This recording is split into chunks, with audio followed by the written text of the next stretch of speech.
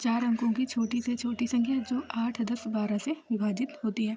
तो इस टाइप के क्वेश्चन यूपी ट्रेड में बार बार पूछा जाता है। तो इस क्वेश्चन को ध्यान से देख लीजिएगा कैसे हम इसको सॉल्व करते हैं। तो कह रहा है 4 अंकों की छोटी से छोटी संख्या ज्ञात करो जो 8, 10, 12 से विभाजित हो।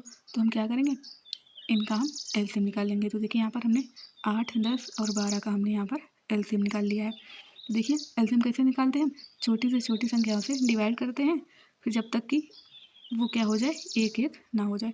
तो देखिए हमने इसका एलसीएम निकाल लिया। अब जब एलसीएम हम निकाल लेंगे तो जो यहाँ पर संख्या होगी उसका हम आपस में गुणा कर देंगे। तो देखिए यहाँ पर हो जाएगा 2 गुणे में 2 गुणे में 3 गुणे में 3 गुणा में 5।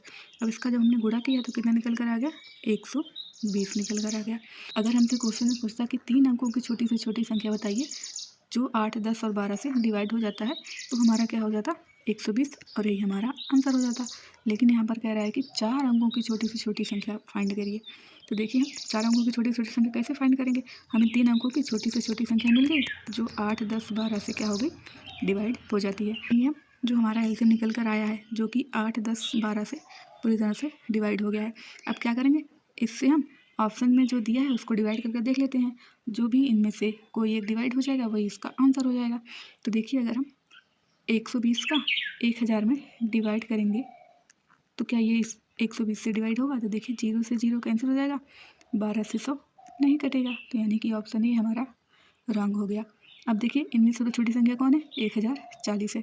अब 1040 को भी हम 120 से डिवाइड कर लेते हैं। तो देखिए यहाँ पर 0 से 0 कैंसिल हो जाएगा, लेकिन 12 से 104 नहीं कटेगा, यानी कि ऑप्शन बी भी हमारा गलत हो जाएगा।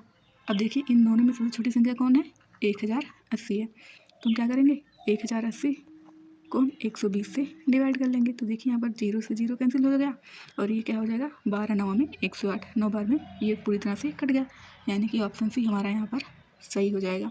तो इस तरह के क्वेश्चन को हम इस तरह से सॉल्व कर लेंगे। तो देखिए यहाँ पर हमारा ऑप्शन नंबर सी सही हो जाएगा। तो इस तरह से ऐसे क्वेश्चन को हम सॉल्व कर लेते हैं। Thank you.